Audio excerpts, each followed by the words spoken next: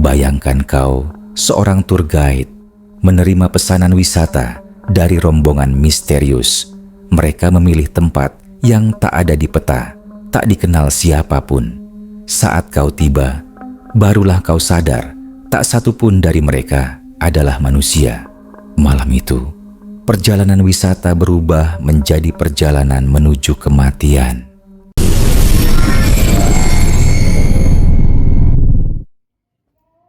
Raka sudah 5 tahun bekerja sebagai tour guide freelance di Yogyakarta.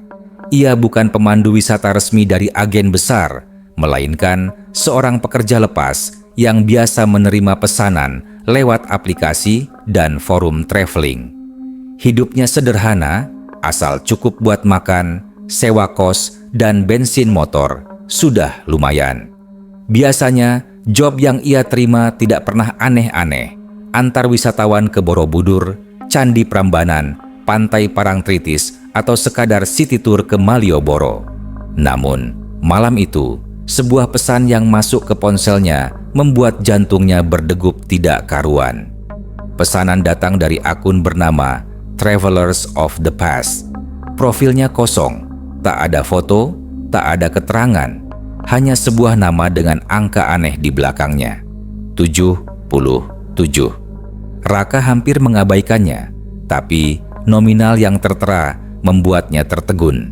Bayaran 3 kali lipat dari biasanya. Bahkan, uang muka yang ditransfer sudah cukup untuk menutupi kebutuhan hidupnya selama sebulan penuh. Isi pesan singkat itu membuat bulu kuduknya berdiri. Kami ingin berwisata ke sebuah tempat bernama Wanajati Asri. Lokasinya tidak ada di Maps, tapi ikuti koordinat yang kami kirimkan. Sediakan kendaraan untuk 12 orang. Jangan banyak bertanya. Bayaran penuh akan diserahkan setelah sampai. Raka membaca berulang kali. Wanajati Asri? Ia mengetikkan nama itu di Google Maps. Nihil. Ia coba search di forum traveler, bahkan bertanya di grup WhatsApp pemandu wisata lain. Semuanya menjawab sama. Tidak ada tempat wisata dengan nama itu. Nama kayak taman hutan gitu, tapi kok nggak ada jejaknya? Gumamnya, mengusap dagu. Kecurigaan pertama muncul saat ia menanyakan titik kumpul. Balasan datang cepat, seolah sudah disiapkan sebelumnya. Kami akan menunggu di gedung kosong dekat terminal Giwangan. Jam 11 malam. Jangan datang lebih awal. Raka spontan mengerutkan kening. Tur wisata jam 11 malam? Itu sudah aneh. Biasanya orang ingin berangkat pagi, mengejar sunrise atau setidaknya siang hari supaya bisa menikmati perjalanan. Ia coba mengetik balasan. Bukankah jam segitu terlalu malam, Pak? Mungkin lebih baik. Notifikasi bunyi. Transfer uang masuk. Jumlahnya membuat Raka tak sanggup melanjutkan kalimat. Tangannya sedikit gemetar. Gila, segini banyak cuma buat uang muka. Raka menatap layar ponsel. Antara ragu, takut, sekaligus tergiur.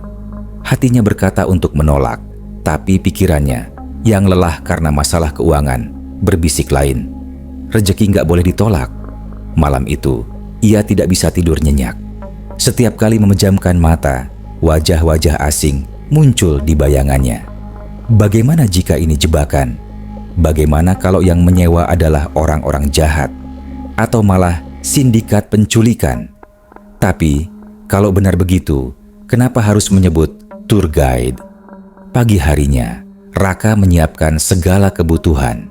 Ia menyewa sebuah mobil elf putih dari temannya yang biasa dipakai untuk rombongan wisata. Ia membeli beberapa snack, minuman, dan memastikan semua aman. Namun, sepanjang hari, hatinya tak tenang. Ada sesuatu yang ganjil, seolah pekerjaan kali ini bukan pekerjaan biasa. Menjelang sore, ia kembali mengecek pesan.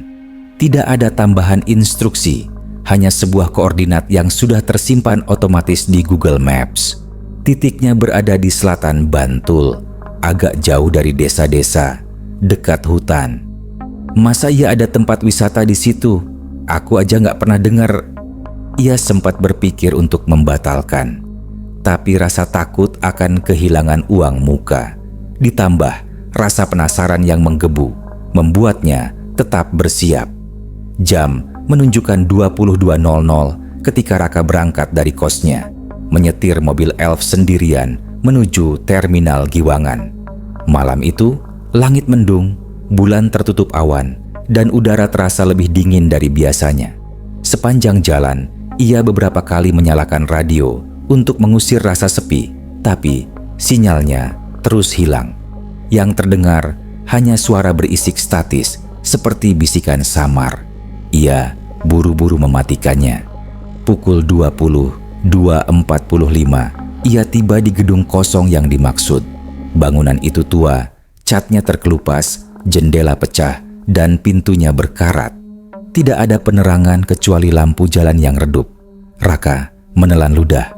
Ia memarkir elf di depan gedung, menyalakan hazard. Hening, hanya terdengar suara jangkrik. Lalu, dari kejauhan terdengar langkah kaki. Dari gang gelap di samping gedung muncul 12 sosok manusia. Mereka berjalan beriringan, lurus ke arahnya. Raka menajamkan mata. Wajah mereka pucat, langkahnya kaku, pakaian yang dikenakan aneh. Ada yang memakai baju bergaya tahun 90-an, ada yang masih basah seperti habis kehujanan, dan ada pula seorang wanita dengan gaun putih kusam penuh noda. Namun, yang membuat Raka benar-benar merinding, mereka semua tersenyum tipis, sama persis tanpa ekspresi lain. Salah satu dari mereka, seorang pria berwajah keras dengan rambut disisir rapi, mendekat ke jendela supir. Suaranya berat dan datar. "Selamat malam, Pak Raka. Kami sudah menunggu." Bulu kuduk Raka langsung berdiri. Udara malam di sekitar terminal Giwangan begitu pengap, seolah tak ada angin yang berhembus. Raka menyalakan mesin elf, mencoba menutupi kegelisahan dengan memegang erat setir. Sosok-sosok itu kini sudah berdiri berjejer di samping kendaraan, menunggu dengan diam. Satu persatu mereka naik tanpa suara. Aneh, langkah mereka tidak menimbulkan bunyi hentakan sepatu sama sekali, meski lantai elf jelas-jelas terbuat dari besi. Aroma aneh ikut masuk bersama mereka, campuran tanah basah, melati layu, dan sedikit bau besi karatan. "Silakan duduk, Pak Bu," ujar Raka, berusaha ramah meski nadanya gemetar. Mereka menatapnya sekilas, lalu bergerak serentak. Kursi-kursi elf penuh, menyisakan satu di belakang supir. Seorang pria berwajah keras duduk di kursi paling depan. Dialah yang sebelumnya menyapa Raka. "Perkenalkan, saya Dharma. Saya yang memimpin rombongan ini," katanya datar. Senyumnya kaku, seakan hanya ditarik paksa oleh otot wajah. "Oh, baik Pak Dharma. Perjalanan ke koordinat ini kurang lebih 2 jam. Ya, kalau nanti ada yang mau berhenti sebentar, bisa bilang ke saya," ucap Raka, mencoba menjaga kesan profesional. Pak Dharma hanya mengangguk sekali, lalu menatap lurus ke depan. Elf mulai melaju. Raka menyalakan radio, berharap ada musik untuk mencairkan suasana. Namun yang keluar hanya suara kresek-kresek statis. Ia memutar-mutar frekuensi, tapi semua sama. Suara aneh, seperti bisikan bercampur desisan. Ia buru-buru mematikannya. Keheningan di dalam mobil begitu menusuk. Raka bisa mendengar detak jantungnya sendiri. Sesekali ia mengintip lewat kaca spion, yang membuat bulu kuduknya meremang. 12 orang itu duduk kaku tanpa bersuara. Semuanya menatap ke depan, tidak ada yang berbincang atau mengantuk. Raka mencoba basa-basi. "Maaf, kalau boleh tahu, tempat Wanajati Asri itu wisata apa ya? Saya kok belum pernah dengar." Tak ada jawaban. Hanya 1-2 yang menoleh perlahan ke arahnya, lalu kembali diam. Pak Dharma kemudian bicara pelan, tapi tegas. "Tidak semua tempat indah terdaftar di peta Mas Raka. Ada tempat-tempat yang hanya bisa dikunjungi oleh mereka yang dipilih." Kalimat itu membuat tengkuk Raka terasa dingin. Ia tertawa kaku. Oh, begitu ya Pak. Perjalanan berlanjut menuju selatan Bantul. Jalanan mulai sepi, hanya sesekali berpapasan dengan truk.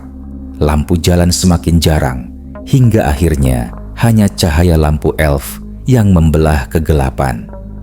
Raka melirik GPS di ponselnya. Koordinat menunjukkan masih 40 km lagi. Jalan yang diarahkan semakin sempit, melewati desa-desa kecil yang sunyi. Beberapa rumah terlihat gelap, seolah semua penghuninya sudah lama tidur. Tiba-tiba, dari kursi belakang, seorang wanita bergaun putih lusuh berbisik pelan, hampir tidak terdengar. Sudah lama, kami tidak melewati jalan ini. Raka merinding. Ia melirik lewat spion, berharap wanita itu sedang berbicara dengan temannya. Namun semua orang tetap diam, menatap ke depan. Wanita itu pun menunduk, wajahnya tak lagi terlihat. Raka menelan ludah, tangannya semakin kaku memegang setir. Semakin jauh masuk ke pedalaman, suasana makin mencekam. Jalan mulai diapit pepohonan besar, terutama rumpun bambu yang menunduk ke arah jalan, membuat terowongan gelap alami. Daun-daun bergesekan pelan, seolah ada sesuatu yang berlari di antara batang bambu. Jam menunjukkan pukul 00.45. Hawa di dalam mobil semakin dingin. Padahal AC sudah dimatikan, tapi napas Raka sampai terlihat berembus putih. Bapak Ibu tidak kedinginan kan? Mau saya matikan AC? Tanyanya gugup. Tidak ada jawaban. Hanya suara nafas serentak, panjang dan teratur, seperti bunyi angin yang keluar dari rongga kosong. Perjalanan terasa semakin berat. Raka mencoba fokus pada jalan, tapi sesekali ia merasa ada yang ganjil. Beberapa kali dari kaca spion, ia melihat jumlah kepala di bangku belakang lebih dari 12. Sekilas seperti ada sosok tambahan, hitam, samar, duduk di sudut bangku. Ketika ia menoleh cepat, sosok itu hilang. Halusinasi, cuma halusinasi, gumamnya mencoba menenangkan diri. Pukul 1.15, GPS menunjukkan bahwa mereka sudah dekat. Di layar hanya ada pin merah bertuliskan koordinat terkirim. Tidak ada nama jalan, tidak ada tanda lain. Mobil akhirnya sampai di sebuah jalan tanah menurun, dikelilingi hutan rimbun. Raka ragu untuk masuk, tapi suara Pak Dharma terdengar jelas di telinganya. Masuklah Mas Raka, sudah dekat nada, suaranya tidak bisa ditolak. Elf perlahan turun melalui jalan tanah yang sempit. Ranting-ranting pohon menyapu atap mobil, menimbulkan bunyi gesekan panjang. Hati Raka semakin ciut. Akhirnya mereka tiba di sebuah lapangan tanah luas. Rumput liar tumbuh tinggi, pepohonan kering berdiri mengelilingi, dan kabut tipis menutupi sebagian area. Mesin mobil dimatikan. Hening. Suasana benar-benar sunyi, seakan semua makhluk hidup menjauh dari tempat itu. Silakan turun, ujar Raka dengan senyum kikuk. Satu persatu mereka turun, lagi-lagi tanpa suara, seolah tubuh mereka terlalu ringan untuk meninggalkan jejak. Raka ikut turun dengan senter di tangan. Begitu kakinya menapak tanah, hawa dingin menyergap tulang, membuat bulu kuduknya tegak. Di depan mereka terlihat jalan setapak samar menuju lebih dalam ke hutan gelap. Pak Dharma menoleh kepadanya. Senyum tipis menghiasi wajah pucatnya. Mas Raka, perjalanan sesungguhnya baru akan dimulai. Raka menelan ludah keras-keras. Untuk pertama kalinya, ia benar-benar merasa perjalanan ini bukan sekadar tur biasa, melainkan sesuatu yang bisa merenggut nyawanya. Udara di lapangan tanah itu terasa lebih dingin daripada perjalanan sebelumnya. Raka mengusap lengannya yang merinding, meskipun jaket tipis sudah ia kenakan. Kabut tipis menyelimuti area sekitar, seakan menyembunyikan sesuatu yang bersembunyi di balik pohon-pohon kering. Ini tempat wisatanya, Pak. Raka memberanikan diri bertanya. Suaranya parau. Pak Dharma berdiri di sampingnya, menatap jalan setapak yang membelah hutan. Senyumnya masih sama, kaku, dingin, tanpa kehangatan manusia. Masih ada sedikit perjalanan. Kami ingin Mas Raka memandu kami masuk ke dalam. Raka ingin menolak. Hatinya menjerit, tempat ini tidak masuk akal. Mana ada wisata resmi di tengah hutan begini. Tapi tatapan 12 pasang mata yang menyorot ke arahnya membuat tubuhnya seolah lumpuh. Dengan langkah gemetar, ia menyalakan senter dan berjalan lebih dulu. Rombongan mengikutinya dengan langkah serempak. Aneh sekali, tidak ada suara ranting patah, tidak ada desiran dedaunan. Mereka berjalan seolah melayang di atas tanah. Jalan setapak itu makin lama makin sempit. Pohon-pohon semakin rapat, batangnya hitam seperti terbakar. Suara-suara aneh mulai terdengar. Suara bisikan samar, tangisan anak kecil, hingga lolongan anjing dari kejauhan. "Ini tempat apa, Pak?" tanya Raka lagi, kali ini dengan nada memohon. Tidak ada yang menjawab. Hanya terdengar suara helaan napas panjang dari seluruh rombongan, serentak seperti diatur. Tiba-tiba senter Raka menangkap sebuah papan kayu tua tertancap di tanah, hampir tertutup lumut. Ia mendekat dan meniup debunya. Tulisan yang pudar mulai terlihat. Peringatan, area ini ditutup, berbahaya. Jantung Raka berdegup kencang. Ia menoleh ke Pak Dharma. "Pak, ini bukan tempat wisata. Ini jelas-jelas lokasi terlarang." Pak Dharma tersenyum tipis. "Tenang saja Mas Raka. Justru disinilah letak keindahannya." Seketika, semua anggota rombongan ikut tersenyum. Senyum itu sama, merekah lebar, tapi aneh.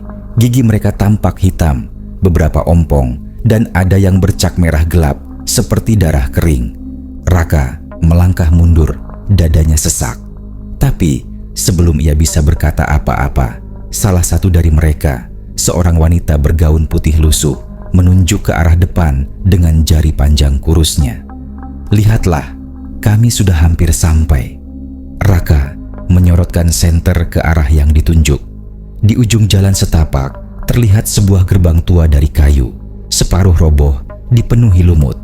Di atas gerbang itu ada papan dengan tulisan hampir terhapus, "Wana Jati Asri." Raka terperangah. Nama itu sama persis dengan yang ada di pesan pemesanan tur. Tapi pemandangan di balik gerbang membuat darahnya serasa membeku. Di balik gerbang terbentang area luas dengan reruntuhan bangunan tua. Beberapa mobil minibus terlihat ringsek berkarat, seolah sudah lama kecelakaan dan ditinggalkan begitu saja. Kaca pecah berserakan, pintu-pintu mobil menganga, dan ada bekas terbakar di sebagian bodi. Namun, yang paling membuat bulu kuduk berdiri, di antara reruntuhan ada puluhan papan kayu menyerupai nisan, sebagian miring, sebagian tergeletak. Raka melangkah mundur. "Astaga, ini bukan tempat wisata. Ini kuburan. Kuburan siapa ini, Pak?" Pak Dharma menoleh perlahan, senyumnya semakin lebar. "Kuburan bagi mereka yang tak pernah kembali." Raka hampir menjerit. Ia mencoba berlari kembali ke arah mobil, tapi kakinya seperti berat. Suara langkah rombongan di belakangnya semakin jelas. Kali ini bukan hanya langkah, tetapi suara seretan, seperti tubuh yang diseret di tanah. Ia menoleh cepat, matanya membelalak. Semua kliennya kini berubah. Wajah pucat mereka semakin suram, mata menghitam, sebagian mulut robek lebar hingga ke pipi. Pakaian mereka yang lusuh kini tampak lebih jelas, sobek, berlumuran tanah, beberapa masih basah, seakan baru diangkat dari dasar sungai. Wanita bergaun putih lusuh tadi melangkah paling depan. Dari balik rambut panjangnya yang kusut, terlihat wajahnya separuh hancur. Kulit terkelupas memperlihatkan tulang pipi. Ia berbisik lirih, tapi terdengar jelas di telinga Raka. "Selamat datang kembali di tempat kami berakhir." Raka terhuyung mundur, Tubuhnya gemetar hebat, nafasnya tersengal, jantungnya serasa pecah. Ia baru menyadari, ia bukan sedang memandu wisata. Ia sedang mengantar arwah-arwah yang terjebak ke tempat kematian mereka dulu. Hutan sekitar mendadak dipenuhi suara, tangisan samar, jeritan orang-orang, benturan logam seperti tabrakan, dan suara kaca pecah bergema tanpa henti. Seolah seluruh kejadian nahas di masa lalu sedang diputar ulang di hadapannya. Dan di tengah hiruk pikuk itu, Raka merasa punggungnya disentuh. Tangan dingin, basah, mencengkeram bahunya. Pak Dharma menunduk ke telinganya, berbisik dengan suara berat yang menusuk tulang. "Mas Raka, perjalanan baru dimulai. Jangan coba kabur. Malam ini, giliranmu ikut bersama kami." Tubuh Raka kaku bagai membatu.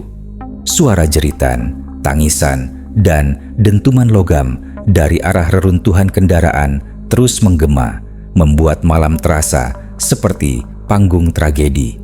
Senter di tangannya bergetar hebat, sorot cahaya meloncat-loncat liar ke arah pepohonan dan nisan-nisan tua.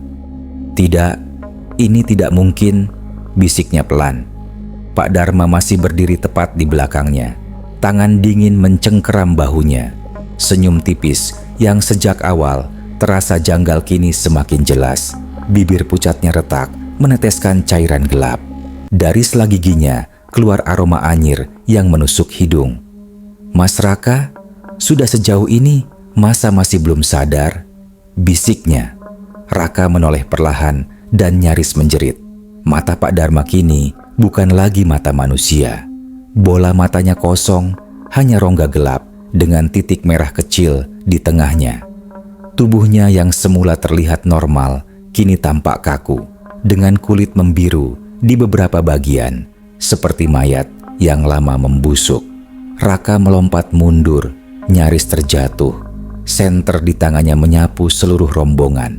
Pandangan itu membuat darahnya membeku. Semua kliennya yang tadi masih tampak seperti orang biasa, kini memperlihatkan wujud asli. Wanita bergaun putih lusuh yang tadi duduk diam di elf, kini berdiri dengan tubuh bergetar. Rambut kusutnya menutupi wajah, tapi ketika ia mendongak, wajahnya terlihat rusak parah. Kulit robek, daging menggantung, matanya nyaris keluar. Dari mulutnya keluar suara seperti bisikan bercampur air. "Masih ingat bagaimana rasanya tenggelam?" Seorang remaja laki-laki dengan kaos bertuliskan band tahun 90-an kini berdiri dengan kepala miring nyaris patah. Matanya melotot keluar, bibirnya membiru, dan dadanya bolong seakan tertusuk besi. Ia tertawa kering, suara seperti tulang yang bergesekan. Yang lain tak kalah mengerikan. Ada yang kepalanya remuk sebelah, ada yang tubuhnya masih terikat sabuk pengaman berkarat, dan ada pula yang wajahnya penuh pecahan kaca. Mereka semua menatap Raka dengan senyum kosong. Tidak, kalian bukan manusia." Raka mundur terhuyung, kakinya menginjak pecahan kaca berlumut.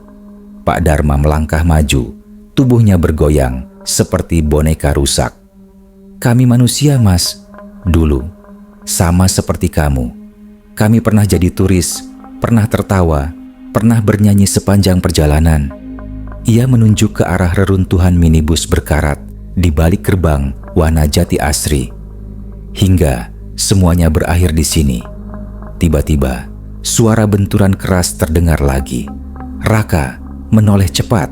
Di antara kabut, bayangan kecelakaan mulai tergambar. Seperti potongan film rusak, ia melihat sekelebat minibus yang melaju kencang, oleng, lalu terguling berkali-kali sebelum terbakar. Jeritan orang-orang memenuhi udara, lalu senyap. "Tidak, ini gila." Raka menutup wajah dengan tangannya, tapi suara-suara itu terus menembus kepalanya. Rombongan klien kini semakin dekat. Nafas mereka bukan seperti manusia, melainkan hembusan panjang, kosong, seperti angin dari liang kubur. Beberapa dari mereka mulai berbisik serempak, kalimat yang sama, diulang-ulang dengan nada menyeramkan. Kembalikan, kembalikan, kembalikan. Kembalikan apa? Teriak Raka. Suaranya pecah. Wanita bergaun putih mendekat, jarinya panjang kurus, kuku hitam seperti arang. Ia menunjuk dada Raka. Kembalikan nyawa yang masih kau bawa. Kau harus ikut bersama kami. Raka gemetar hebat. Ia melangkah mundur, tapi tubuhnya tersandung batu nisan kecil hingga jatuh terduduk. Sorot senter terlepas, kini hanya berputar-putar di tanah, menciptakan bayangan menari yang membuat wajah para hantu semakin menyeramkan. Pak Dharma kembali bicara. Suaranya berat dan bergema, seolah datang dari perut bumi. Kamu tahu kenapa kami memilihmu, Mas Raka? Karena kamu belum pernah ke sini. Kamu yang baru. Kamu yang masih hidup. Kamu harus jadi pemandu terakhir kami sebelum kami bisa benar-benar tenang. Tidak, aku tidak mau. Raka menjerit, lalu berlari sekuat tenaga ke arah mobil elf. Tapi langkahnya seakan semakin berat. Setiap kali ia berlari, hutan di sekelilingnya terasa sama, tidak pernah habis. Jalan setapak memanjang tak berujung, kabut semakin tebal, dan suara bisikan mengikuti dari segala arah. Ia mendengar suara band elf berdecit, seperti ada yang menariknya. Lalu, suara pintu mobil terbuka, menutup, lalu terbuka lagi. Seolah elf itu hidup, atau ada yang sedang menunggu di dalam. Raka akhirnya berhasil sampai ke mobil. Dengan tangan gemetar, ia membuka pintu supir. Dan di sana, matanya hampir copot. Semua kliennya sudah duduk kembali di kursi masing-masing. Wujud mereka masih mengerikan, berlumuran darah, berbusana lusuh, wajah hancur. Tapi posisi duduknya sama seperti saat awal perjalanan. Mereka menoleh bersamaan ke arah Raka, tersenyum dengan mulut yang sobek. Pak Dharma yang duduk di kursi depan mencondongkan badan. Ayo Mas Raka, perjalanan kita belum selesai. Kau tidak bisa meninggalkan kami. Raka menjerit sekeras-kerasnya. Tangannya menutup telinga, tapi suara itu tetap menembus. Dan pada saat itulah ia sadar sepenuhnya. Ia telah terjebak bersama rombongan yang bukan manusia. Raka terengah-engah di kursi supir elf. Tubuhnya berkeringat dingin meski udara malam begitu menusuk. Ia menekan klakson berkali-kali, berharap suara itu bisa mengusir keheningan mencekam. Tapi yang terdengar hanyalah suara klakson serak bercampur gema jeritan samar dari dalam hutan. Ia menoleh perlahan. Rombongan itu masih duduk rapi di kursi masing-masing. Mata kosong mereka menatap lurus ke depan, wajah rusak dengan luka-luka yang tak mungkin dimiliki manusia hidup. Namun, senyuman tipis tetap menghiasi wajah pucat mereka, seolah menunggu sesuatu. Pak Dharma perlahan menoleh ke arah Raka. Wajahnya makin membusuk. Kulit pipinya mulai mengelupas, menampakkan gigi geraham di balik daging yang sobek. Mas Raka, suaranya berat, penuh gema gaib. Tahukah kamu mengapa kami membawamu ke sini? Raka hanya bisa menggeleng, tubuhnya gemetar. Pak Dharma mendekatkan wajahnya, matanya kosong tanpa bola, hanya rongga hitam pekat. Karena inilah tempat kami berakhir, wisata terakhir kami, kuburan yang tak pernah dicatat siapapun. Sorot senter yang masih berputar di lantai tiba-tiba memantulkan sesuatu ke kaca jendela elf. Raka menoleh dan membeku. Di luar, di balik kabut, ia melihat jelas kerangka minibus berkarat, sama persis dengan elf yang ia bawa sekarang. Tapi di dalam kerangka bus itu ada mayat-mayat yang masih terikat sabuk pengaman. Wajah mereka hancur, terbakar, dan beberapa di antaranya adalah orang-orang yang kini duduk di belakangnya. Raka menjerit, menutup mulut dengan tangannya. Ia menoleh ke kursi belakang. Benar, wanita bergaun putih lusuh yang kini duduk di pojok adalah sama dengan mayat wanita yang tadi dilihatnya di bangkai bus. Posisi tubuhnya identik, bahkan gaun robeknya sama. Satu persatu, bayangan di luar bergantian memperlihatkan tubuh-tubuh hancur. Setiap wajah mayat itu identik dengan klien di kursi masing-masing. Pak Dharma menghela napas panjang, suara seperti desau angin dari liang kubur. Kami pernah seperti kamu, Mas, naik bus pariwisata menuju Wanajati Asri. Kami pikir ini hanya wisata biasa. Udara sejuk, pepohonan indah. Tak ada yang tahu bahwa jalan ini adalah jalan mati.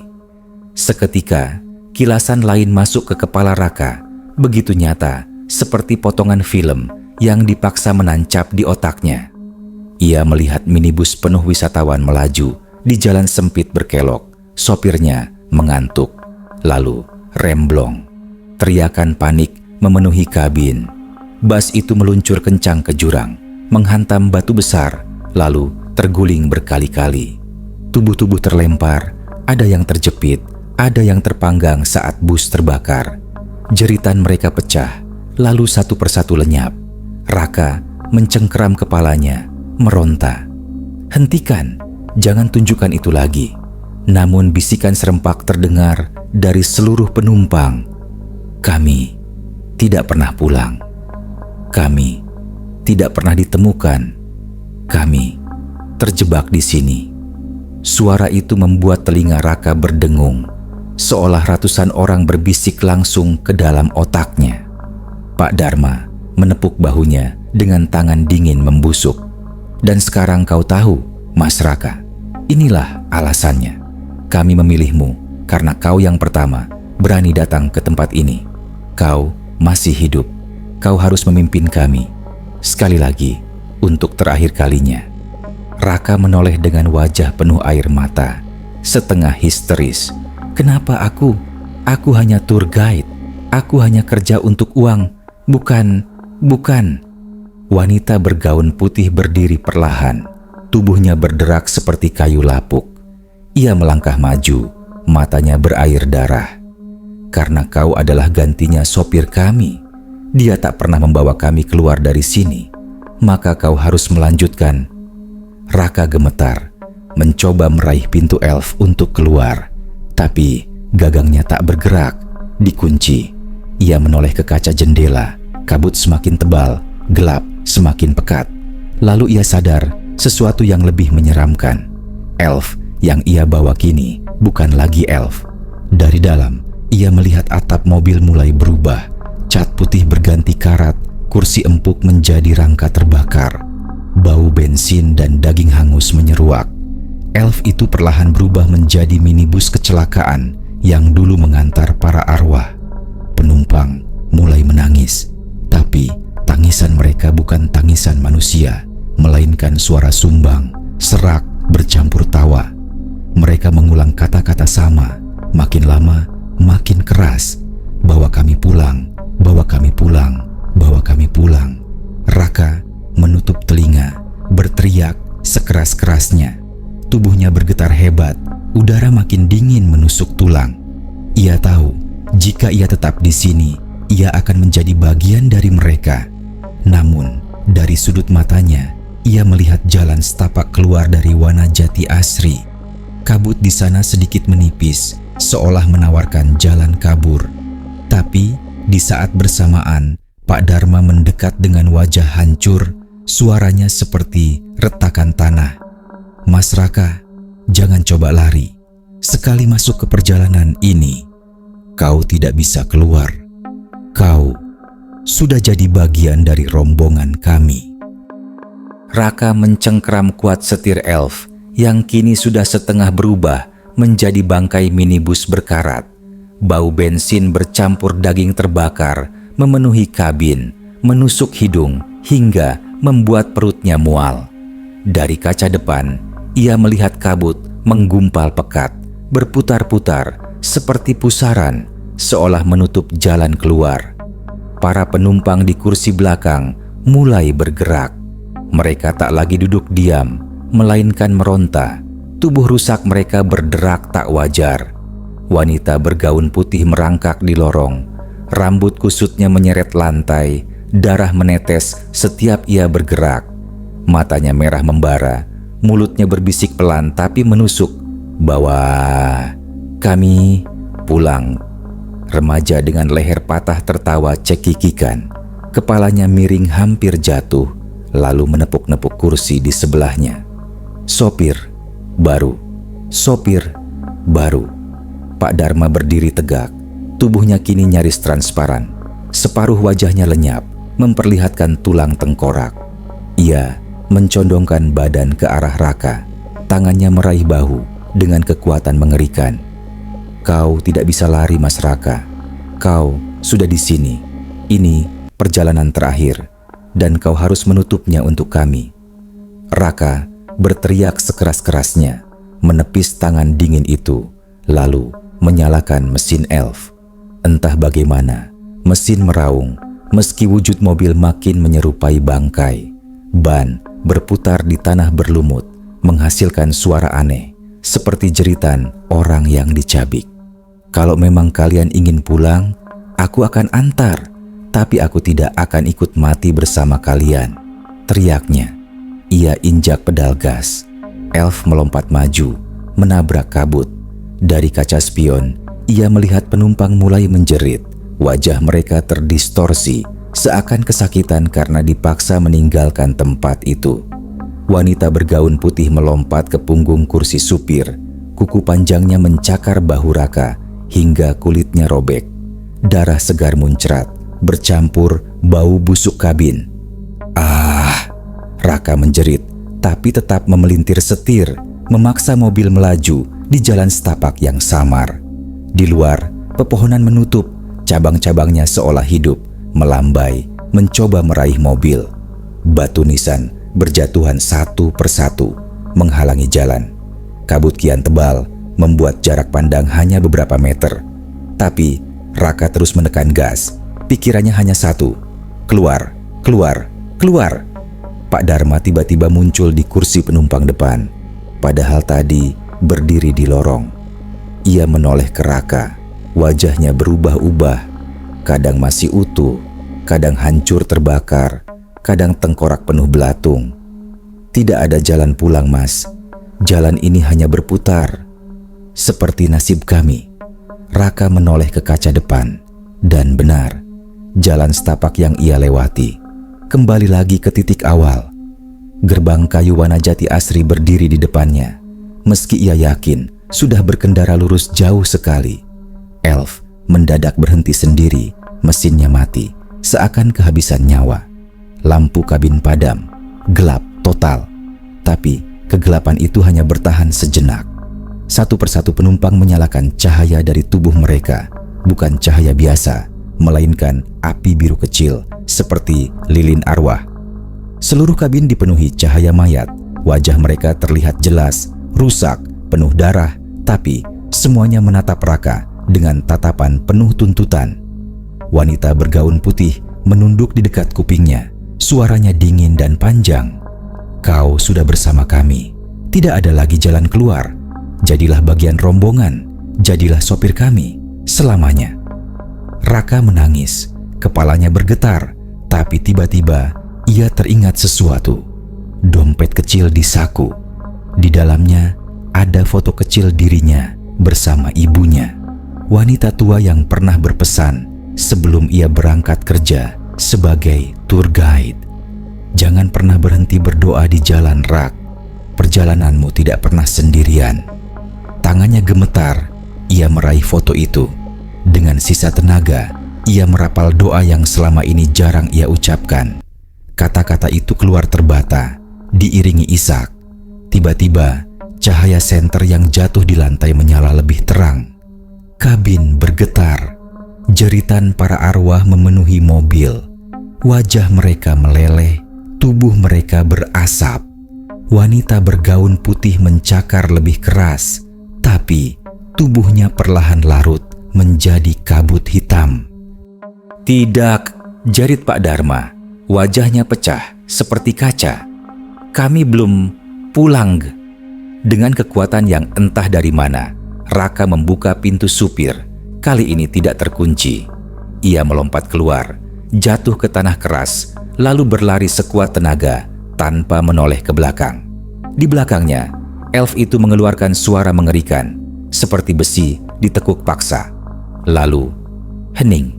Saat ia menoleh sekali, elf itu sudah tak ada. Yang tersisa hanya kabut tipis dan jalan setapak kosong. Raka terus berlari hingga menemukan jalan aspal utama. Nafasnya hampir putus, wajahnya penuh air mata, bahu terluka parah. Ia berjongkok, menatap ke langit yang mulai memutih pertanda fajar. Ia selamat.